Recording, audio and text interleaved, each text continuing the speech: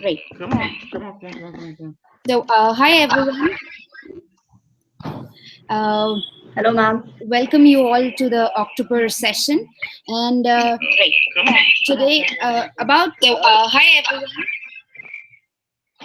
so Hello, ma'am. let's put Welcome on you mute. all to the October session. And Great. So, to avoid any noises, we all will be muted, and only one speaker would speak at a time.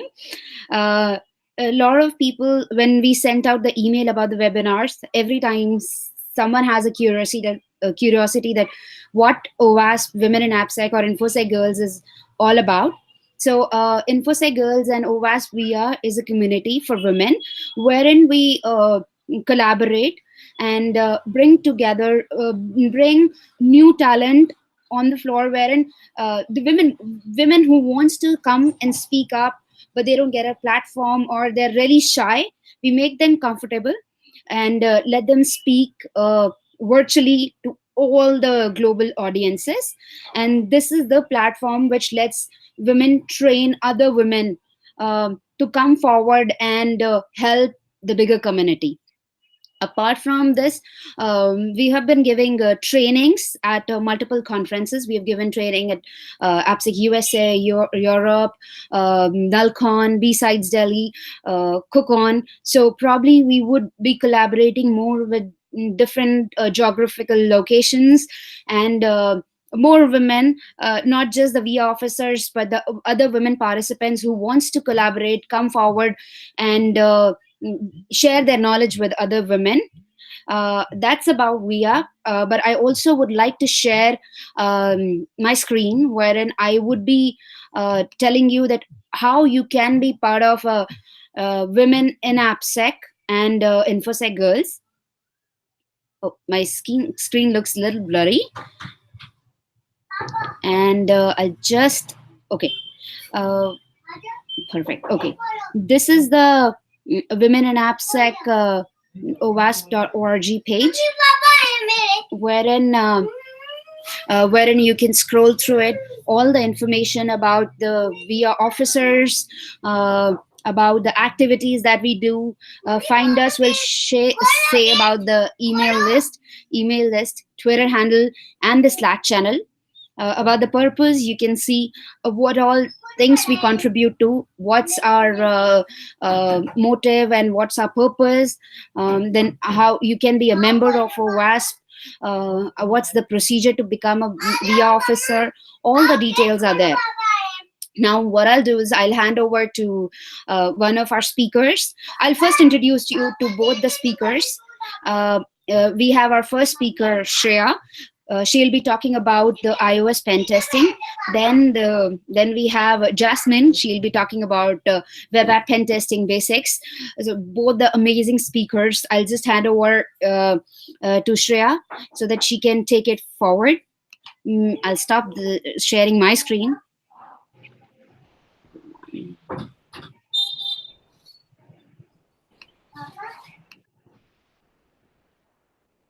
Hello. Can you tell me, am I audible? Okay.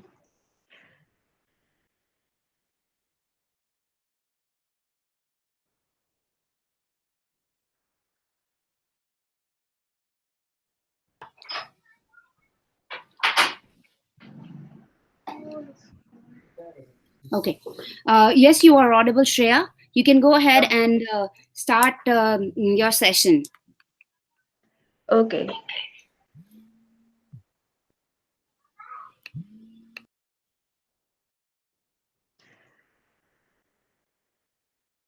So can you all see my screen? Can you please? Okay, fine. Yes, we can see.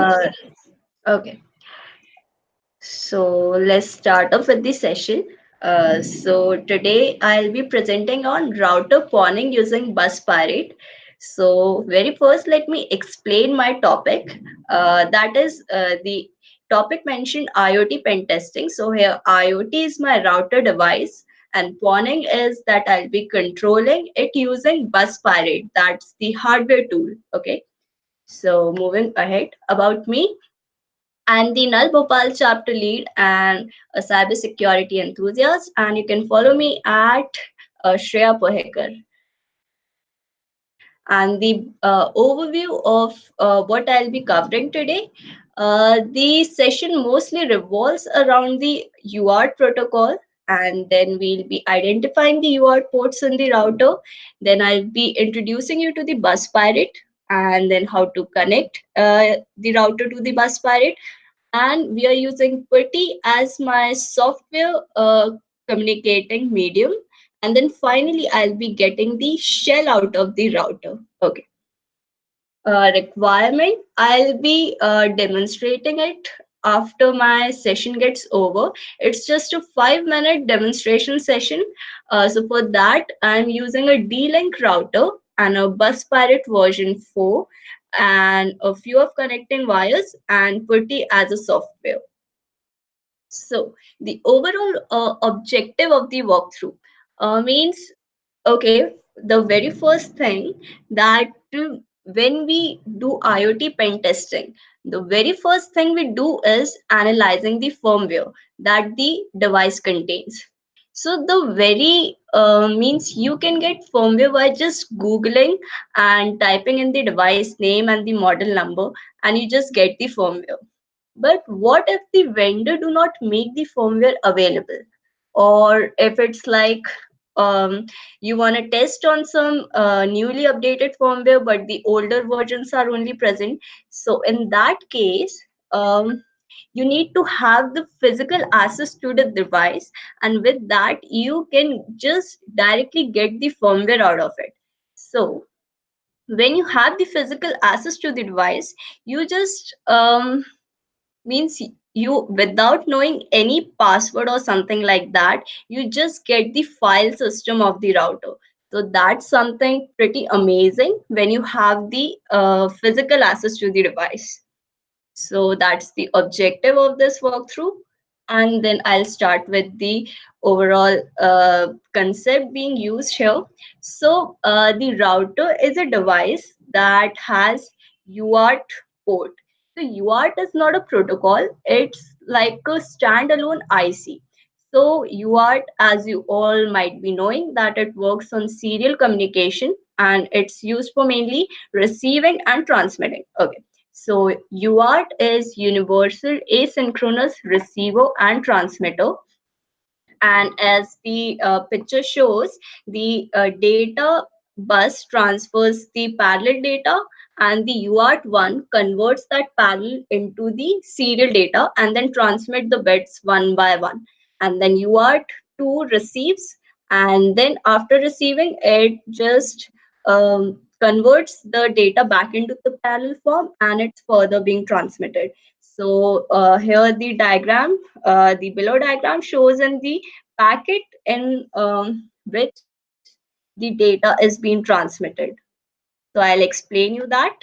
So the terminology used in UART is the start bit, means since UART is a asynchronous transmission, means it follows asynchronous transmission, means the UART1 and UART2 are not synchronized by a single clock. Means if they are not synchronized, then the receiving UART must know that when the transmitter wants to transmit something.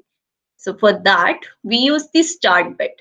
So what is my start bit is, when start bit is encountered, the voltage is pulled from low to high clock cycle. From high to low clock cycle. So in that, the receiver get to know that transmitter is initiating the transmission. So after sending the start bit, the actual data, that is the data frame, that is being sent. Okay. So next we have the parity.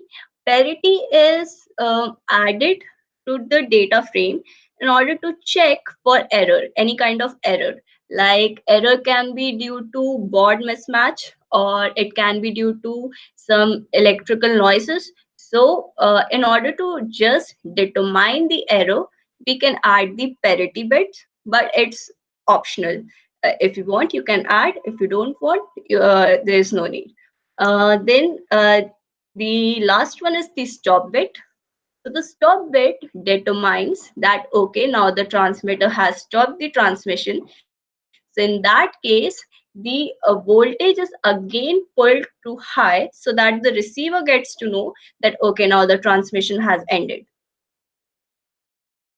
Now, this was the basic terminology of the UART that, and it's sufficient to know for this particular demonstration. So this is the screenshot of the router that I used for this demonstration. And you can see in the diagram that it has got so many headers like these 4, these 12, and many other, means somewhere here, and means I don't know, means I'm just first time doing it, suppose, and I don't know which are the UART ports here. So there is a just basic information about UART ports that in most cases these ports are present close enough, and there are 4 UART ports. So the labelings are VCC, ground, transmitter, and the receiver. So in D-Link router, I was lucky enough that I got it closed enough, but I found in some routers that they were scattered across the routers. So we need to identify that which one is the UART port. So, okay, now in this case, like I found out that these 4 are my UART ports, but still I don't know that which one is my ground, which one is my transmitter, receiver, and the VCC. So for that we need to find out using some test. So for that we use a multimeter, and the test we perform is the continuity test and the voltage test. So the continuity test is used for finding out the ground, and the voltage test is used for finding the rest 3 pins. So what we do is, as you can see here, the this is the continuity mode, and what we do, that we put the one pin of the multimeter to any metallic surface and the another pin to the broken headers. So the header that produces a beep sound on being touched is my ground. So it's a very easy way to determine ground, and similar is for voltage also for VCC. um, just rotate this rotor to the 2 volts, and as we have find out the ground, so the next thing to do is just to put one pin of the multimeter on the ground and the next pin on the unidentified ports. So the port that produces constant high voltage, that is 3.5 volts, is my VCC. This voltage do not fluctuate, it's always constant. So in that way, my VCC is found out. And for transmitter and receiver, it's like the voltage of transmitter is very close to the highest voltage, that is 3.5, but it is always fluctuating. So the high value that is fluctuating is my transmitter, and for receiver that value is bit less than 3.5, like it's 3.3 something, and it's also fluctuating, that is my receiver. So in that way we identify all these ports of the UART. So the next is the okay, introduction to bus pirate. So this term may be new to most of you because it's something hardware related, and we don't study much about hardwares. So it's a hardware tool that is used for interfacing with devices. So this device, this bus pirate, is basically designed for programming, debugging, analyzing the microcontrollers.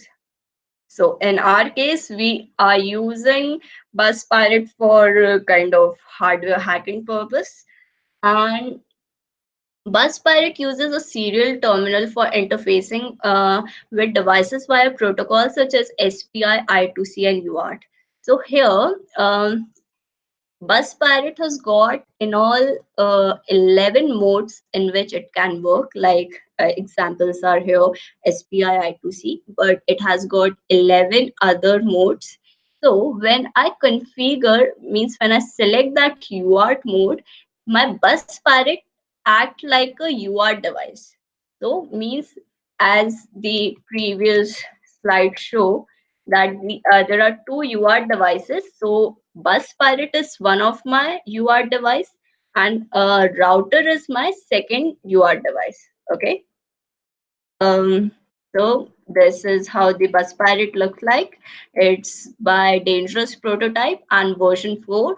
It has got 12 pinouts and each has got a labeling. You can just visit the site in order to know more.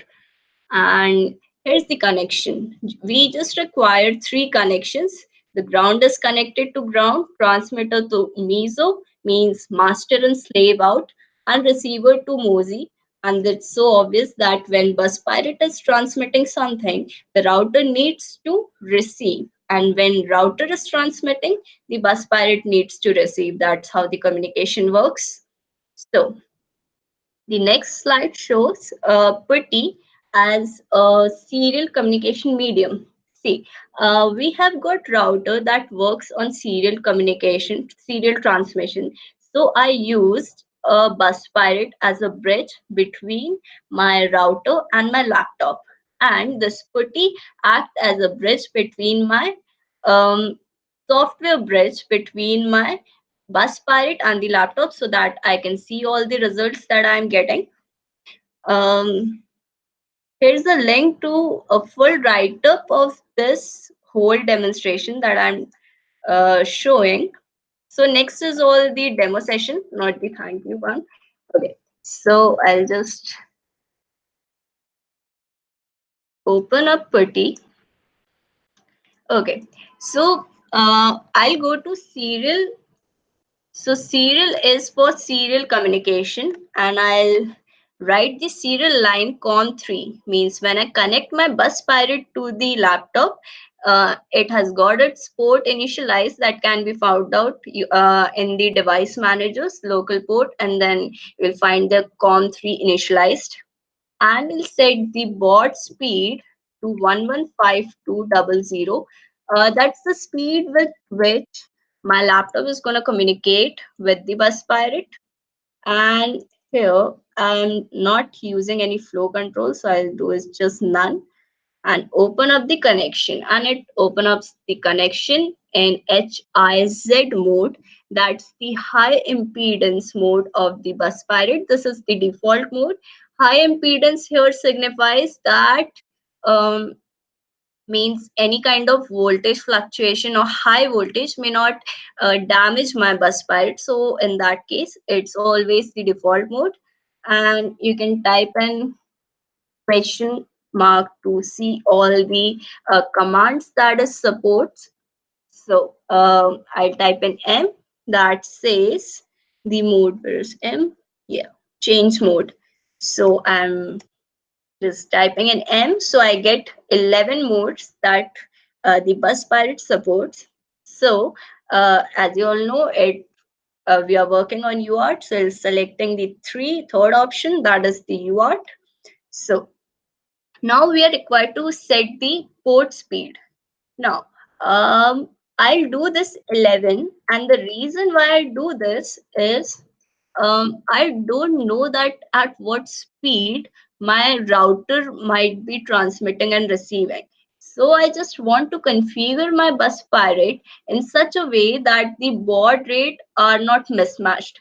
Means if I choose any other option other than 11, I'll get results obviously, but that results won't be human readable. So in order to prevent that, I'm using auto baud detection that states that the receiving and transmitting speed for both the UART devices will be same, so that we can see means results in some readable form. Okay, so next all the parameters will just be the default, and it works well. Means the data frame will be of 8-bit, and we are not using any kind of parity. Then the stop bit also default, polarity default, this one also default, open brain. And here it says clutch disengaged. And it says that we need to type in capital W in order to start the power. Means in bus pirate, it's like to give the power, to supply the power, we need to, means it's done using command line. Okay. So when I type in W, it says waiting activity. So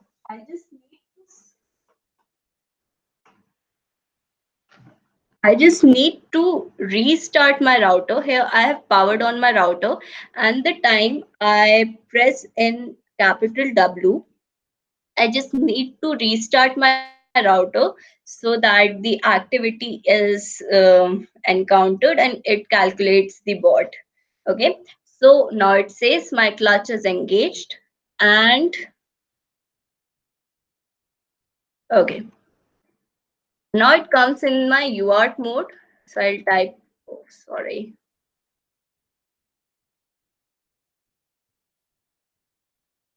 This is macro menu. Macro menu are the pre-built functions in the UART mode that we can run in order to get our desired results. So we have got four macros. The first one is the transparent bridge that I'll be using, and it creates a serial USB communication. Okay, so I'll just type in the one macro, and it says are you sure, and I'll just do a Y.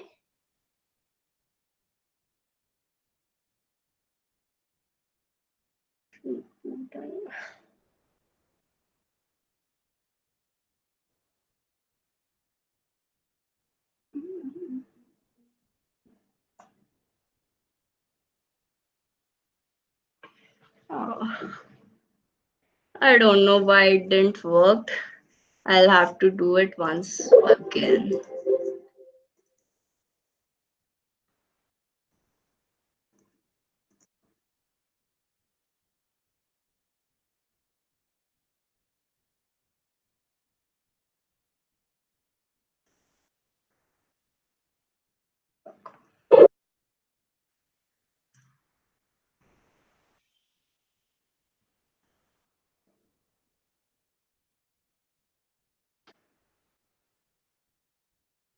Serial and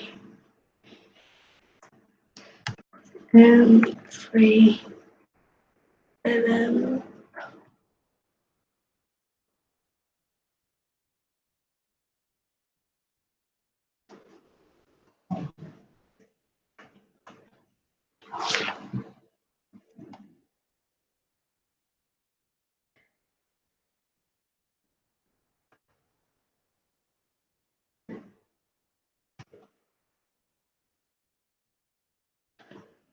Okay, so finally it has worked. So this is the booting process of the router, and you can see different interfaces being initialized, and NTP daemon has started.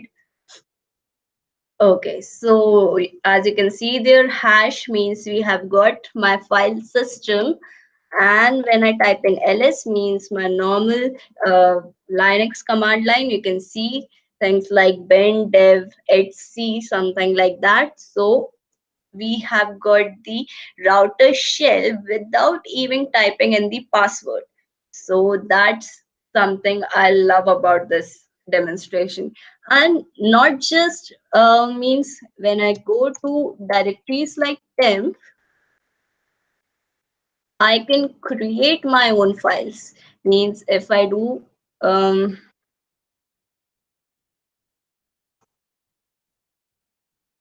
Tatria and say, hey, and when I again do a cat, I can see. Means I'll I'm just able to write in anything. So what's the benefit of this? When I get in the Linux file system, what I can do is the next step is I can just retrieve the firmware. I can build a new malicious firmware that contains the backdoor. Means anything, means I can do anything to the firmware now, and I can rebuild that firmware and flash it again into the flash chip. And if suppose it's not your router, means you were accessing someone else's router, so using that backdoor, you can gain control over it anytime. So that's the best, not the best part, means you can do something like that. That's the option when you get the physical access to the device. So this that's all for this demonstration. And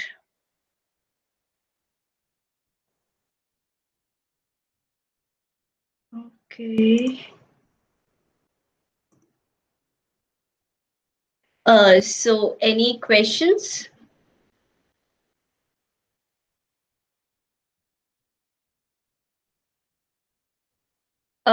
Please unmute. Let me check if there are any questions for you. Okay, okay. Meanwhile, you can summarize the whole step because some people have joined a little late. Okay. The basic purpose of the demonstration was to analyze firmware that is not available on Google. Means when we do a Google search, you'll not get a firmware. Means we have got tools like Benwalk that do exactly the same thing in just one command. But what if you don't have the firmware? Then how you'll do all the later stuff? So for that, we require the physical access to the device, and using Bus Pirate as a hardware tool, we are able to communicate with that device, and at last we get the file system. So I hope everyone gets me.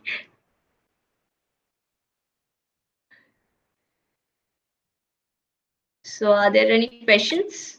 I don't see anything in the chat at the moment, but I'll keep. Okay, if anyone has got any kind of question, they can reach out to me at Twitter. I'll be happy to help and happy to answer any of their queries. Great. Thank you so much for the session, Shreya. Now I'll Thank you. hand it over to our Jasmine. Over to you, Jasmine. Okay, I've unmuted. Where is the share? Okay, it's on the left-hand side if you see a green icon. Okay. Yes, that's a screen share. Okay. Can everyone see my screen? Yes. Hello? Yes, we can see Yes. the screen. Okay. So hello, my name is Jasmine Jackson, and my talk is on the importance of penetration testing education. So a little bit about me. I'm originally from the Bay Area, Berkeley, California. I currently reside in Charlotte, North Carolina. I have my master's in computer science and a graduate certificate in information security and privacy from UNC Charlotte. I'm the assistant organizer of the OWASP Charlotte chapter. And I currently have a couple of certifications from SANS and currently working on the OSCP. The reason why I list this is because it's going to be relevant later in my talk. And I currently work as a penetration tester. So I created a blog called Passion for Pen Testing. I created the blog in 2012. And the reason why I created the blog was I've always had an interest in information security, and I found that I was in a conundrum of companies where companies would tell me, well, we want someone with experience. And I had just recently graduated with my master's a year prior, and companies were saying, we want someone with experience. And I'm like, but I just graduated, so I don't really have a lot of experience. So I created the blog as an online portfolio to show my skills in web application security through write-ups. So basically, I would do CTFs or computer challenges and show how I would gain root in those challenges as an online portfolio. Also, the blog is used to teach the absolute beginner about information security and find cost effective training options because, as much as I love information security, the training can be very expensive. And so, my blog, I try to find cost effective ways to get the same training without paying thousands of dollars. So, some of the cost effective training courses.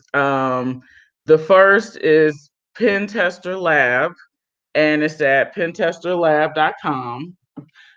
They have an array of badges. So, um, an essential badge, which gets you started with information security, an Android badge that teaches you and mobile pen testing with Android, capture the flag, etc. This training is $19.99 a month, and they also have a special where if you pay for a year, you get 2 months free. And they also have a boot camp version, which is for, once again, the absolute beginner to get them up and running, learning about Linux, Windows, uh, scripting, shell scripting, and that option is free. Next, we have Over the Wire at overthewire.org.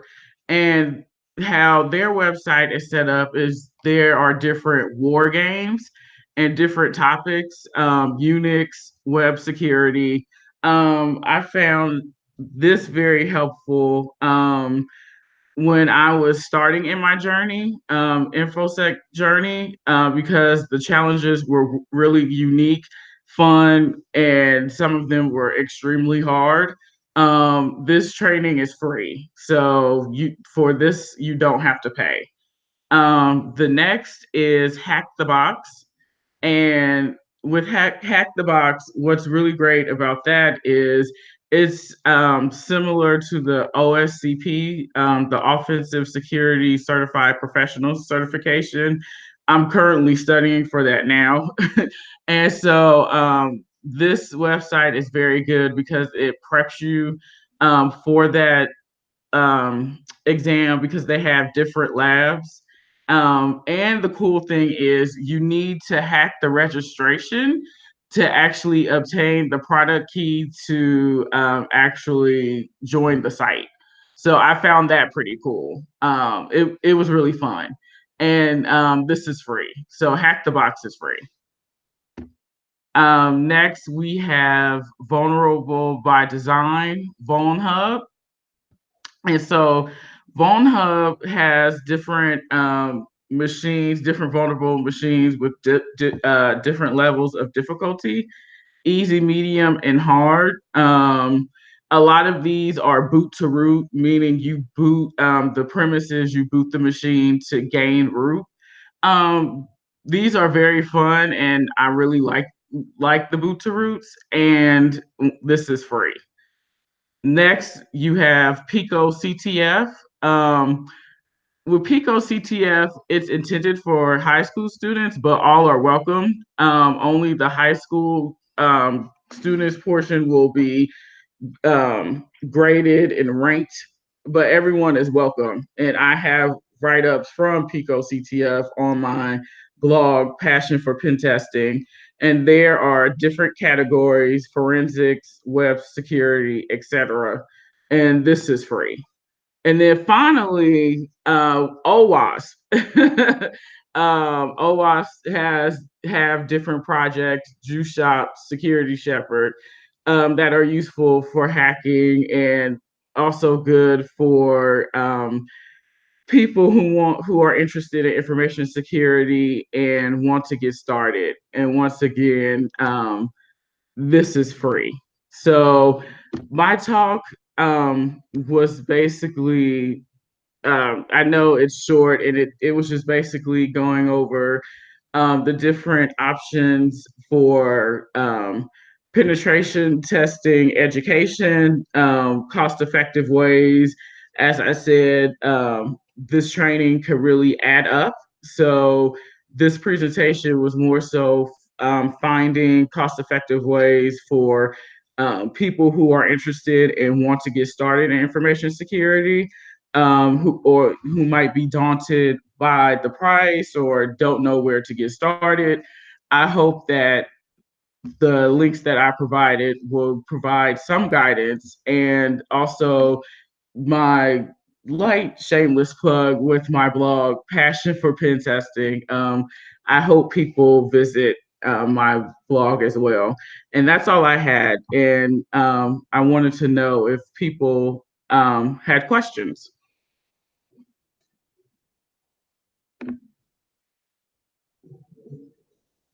And I'll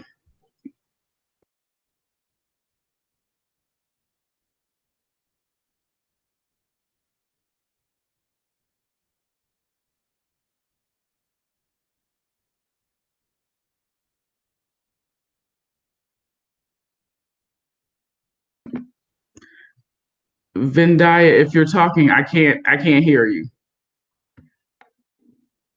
I was talking on mute. Okay. There's one question which right now someone has. So probably they are asking to share your slides. Okay. Apart from that, there's one question for Yes. Shreya. That is there any other software besides Putty you can use to communicate between the devices, or any okay? Go ahead. I didn't explore much upon that. Means any software that offers serial communication, we can use that. Means I found Putty to have means much of the functionality, so I didn't explore much upon. But I guess just a sec. If they are using Ubuntu, for that also Putty is available. But if you want command line, for that I'll answer. Just a second.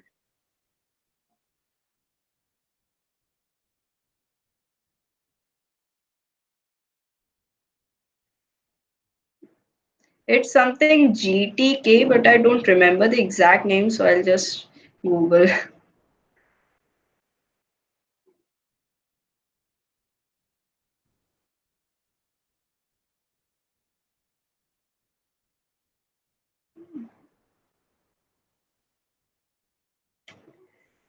Um,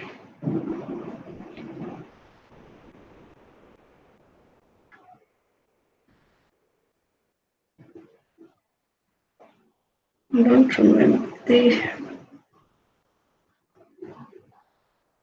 Yeah, GTK term for Linux. If they are using Linux, they can use GTK term. But I guess Putty is much comfortable. Means it has got UI, and you're not required to do much. So why to go for any other option? I think.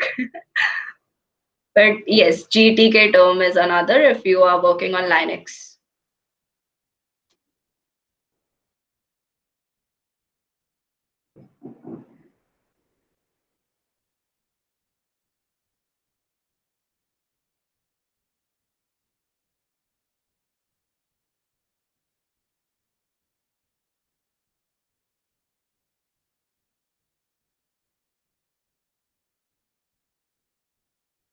Right.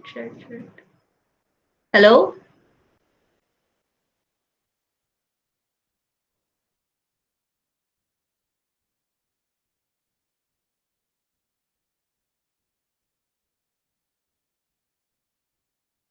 Hi, Jasmine. There is another question for you.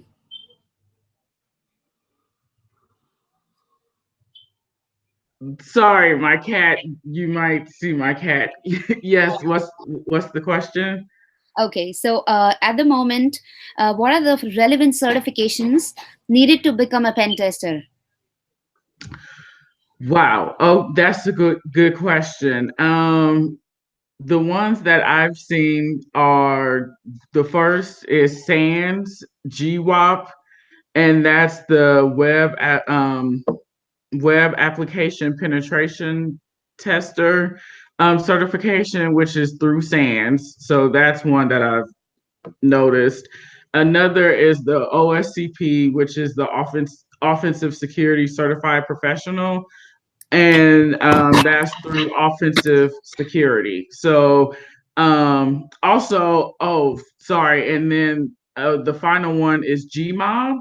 So that's the mobile. I can't think of the acronym, but it's through SANS, and that's the mobile penetration testing. Those are the three that I mostly see when I see job descriptions are usually those three certifications. Okay. And how about any free certifications that people can do?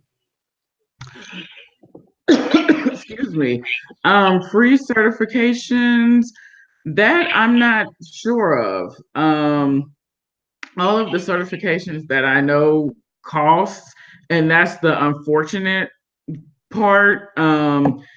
I really don't know of any free certifications at this time. That's something that I would definitely research and come back to the group, because right now I don't know of any. And what about Cybrary? Oh, yes. I guess it gives free certification. Oh yes, Cybrary. Yes, that's correct. Cybrary is a free information security platform where you can take classes. Yes, I forgot about them. Okay, that's great.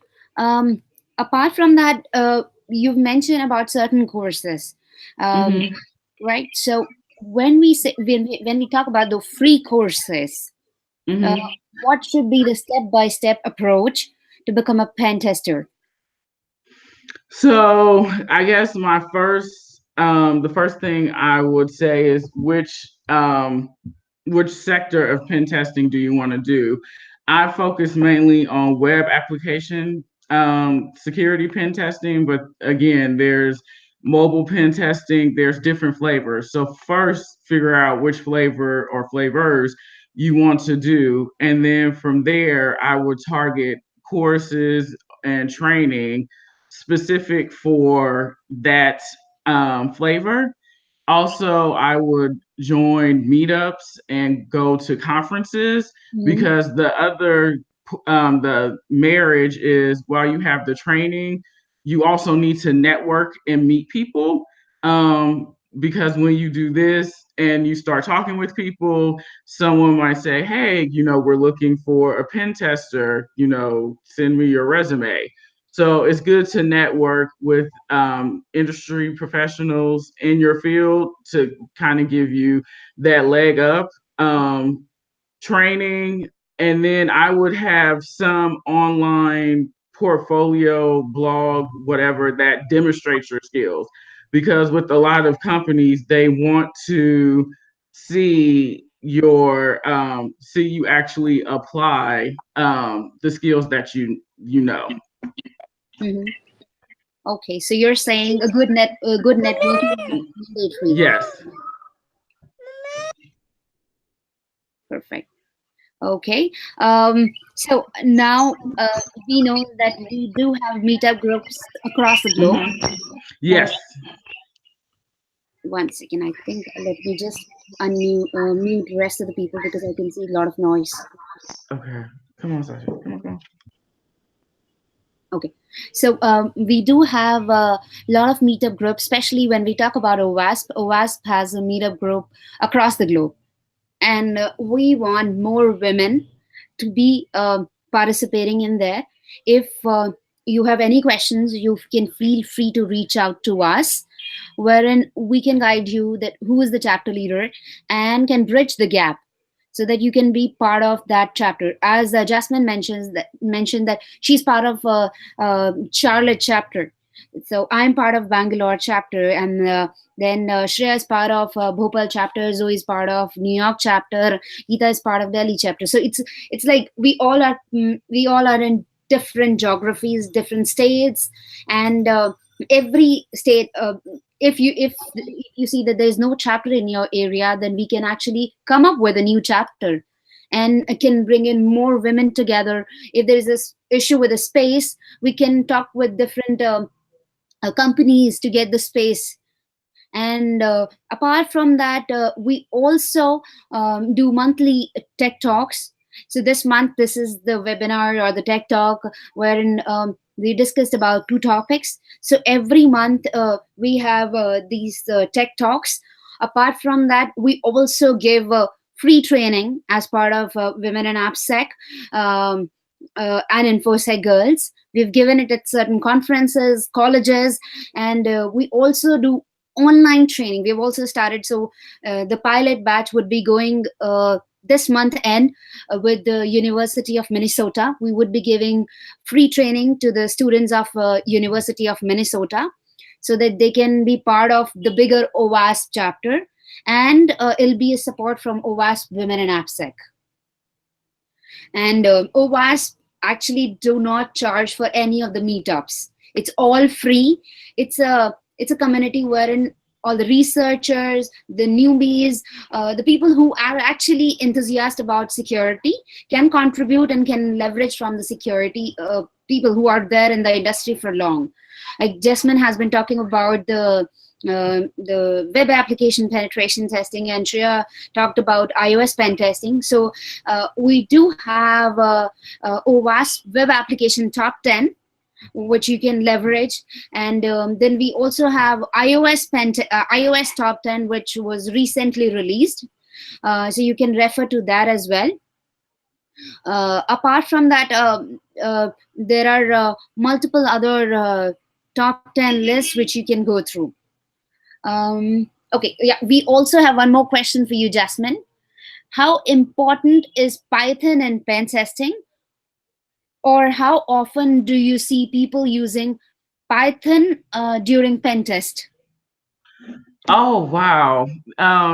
Python is really, excuse me, scripting, learning a scripting language is important in general because it will automate, you can automate a lot of your tasks. And by doing scripting, during my penetration engagements, I see Python used quite a lot. I love Python, so that's why I got excited. But yes, I see Python used a lot, and it will be a good skill to have in your repertoire. And also, I wanted to clarify. I went to Cybrary, and while the training is free, I'm not sure if the certs are free as well.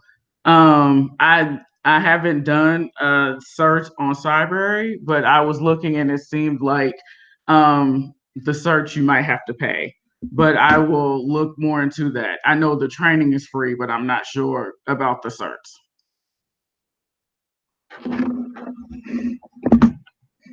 Thank you. I think to get started, the training is the must. Then comes the certification. Right, right. Right.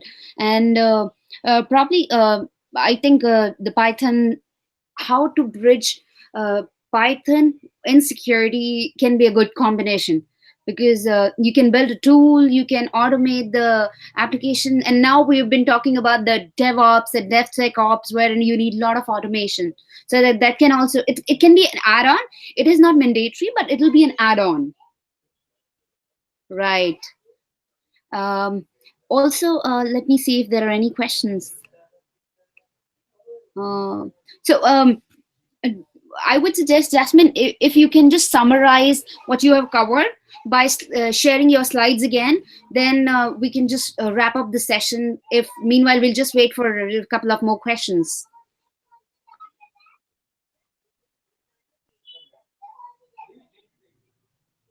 Okay, so someone just said that they want to share. They want to see your slides. yes. Can you see them now? Can you see my slides now? Oh yes, I can see. Okay. Okay. So the summarization of my talk was basically explaining, providing cost-effective training courses to get into penetration testing. Um, as I said, I have certs. A full disclaimer, my job paid for all of my certs, because while I love SANS, it can be pricey for the certs. And, if you go on site to do the training. So my presentation was basically showing cost effective ways for people who are interested in penetration testing to get started. And let me go. So this is the first slide where I mentioned, the cost-effective training courses, Pen Tester Lab, Over the Wire, Hack the Box. Next, Vulnerable by Design, Pico CTF, and of course, OWASP. Um, there are so many resources out on the internet for people to get started. And I know when I was getting started in 2012, it was daunting because it was so much, and I didn't know where to start. So that's why, when the question was asked, well, how do you get started? And the first thing I said was figure out, which flavor you want. If you want web app, if you want mobile, if you want IoT, figure that out first, because there's a wealth of knowledge. And if you try to learn it all, um, it will consume you. Definitely, you should be able to talk to certain categories like web app or mobile, but the key thing is to figure out which course you want to go, and then find training in that path.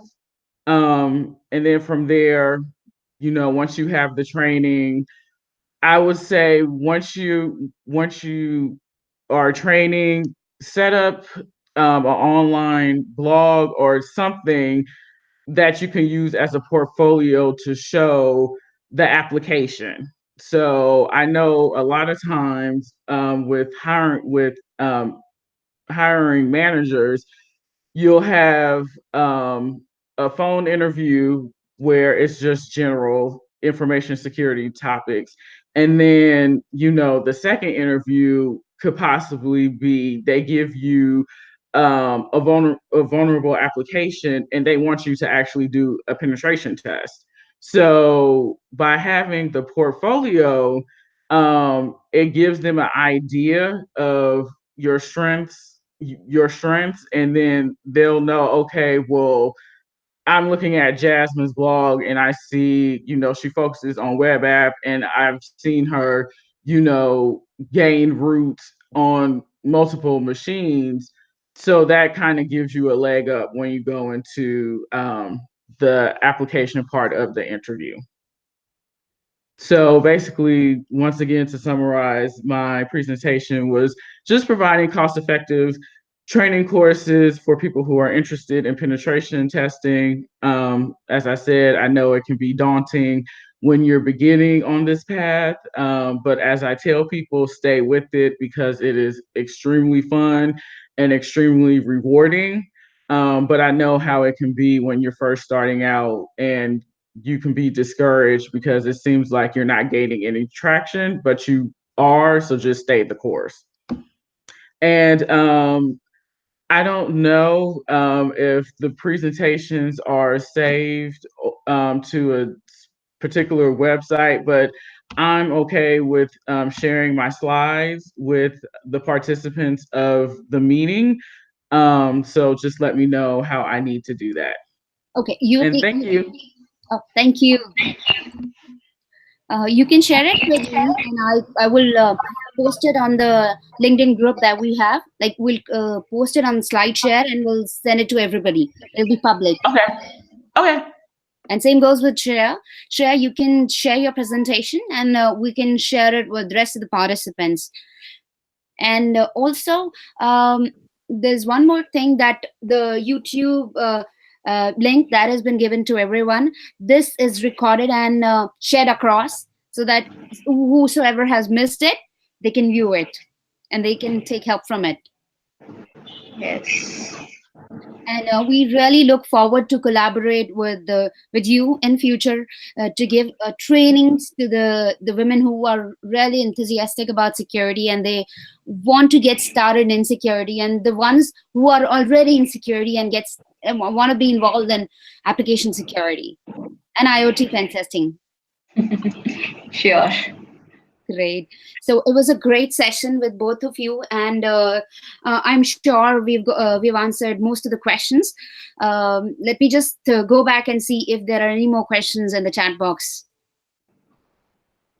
Okay, so yes, we do have. So do companies hire pen testing consultants, and how many years of experience do you need to be a consultant? So I think that's for you, Jasmine. Yes. For consulting, it's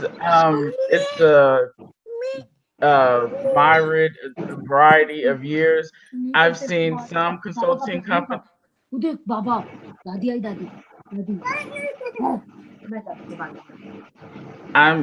I'm hearing background noise, so that's why. Yeah, that's why I stopped. Yeah, I just muted somebody. Okay. So for the consulting companies, it varies. I've seen some companies where they're looking for people with a couple years experience. I've seen others where they're looking for 5 to 7. It really depends. I know for a junior role, they're probably looking for someone with a year or 2 experience. And then, of course, as the more senior you go, the more experience they require. So it just depends. As I said, I've seen 2, I've seen 5, 5 to 7. Those are pretty much the standard numbers that I've seen.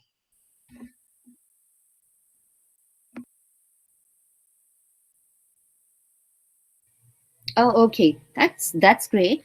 I think that's a good number, but but I have seen that most of the companies have started bringing more women, and they really want women to grow, and they have designed their own courses as well within the company. And if still anybody wants to have more knowledge and wants some session, we all are very open. You can reach out to all of us any point of time, and we'll be happy to help. There are a lot of amazing mentors. We can redirect you to the mentors who are there. You can actually join the OWASP Slack channel as well, wherein we have a section for mentors, and you can just post that I want a mentor, and then you can see that amazing people are coming forward and saying that we can mentor you. And also, VIA is always available for any type of help that you require in your career, especially the security field. And feel free to reach out to us. So that I think we are good to close the session for today.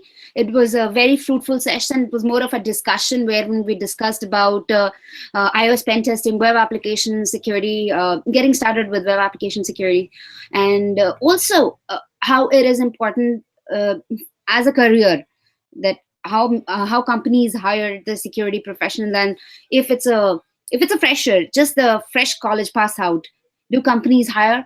And there's another thing that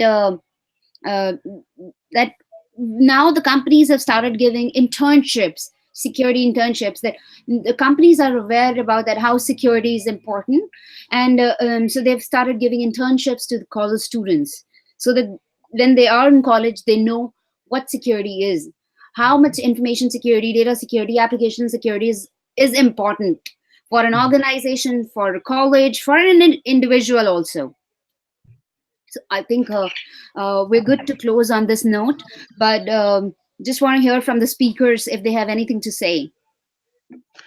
It's so good that companies are doing internships now because, as I said, when I graduated, that really wasn't the case. So I'm glad they're moving in that direction to give students the opportunity to get their feet wet in information security and to give them practical experience for when they graduate.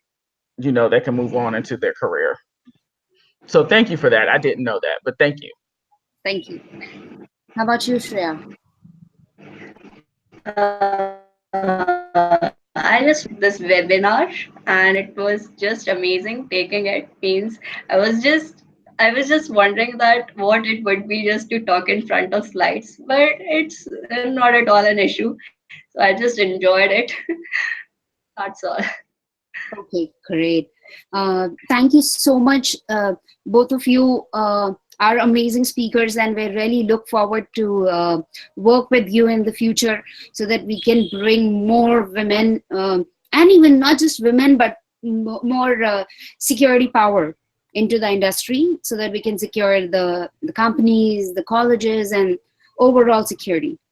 We can embed security in the whole cycle. So thank you so much, everyone. I will just stop the broadcast.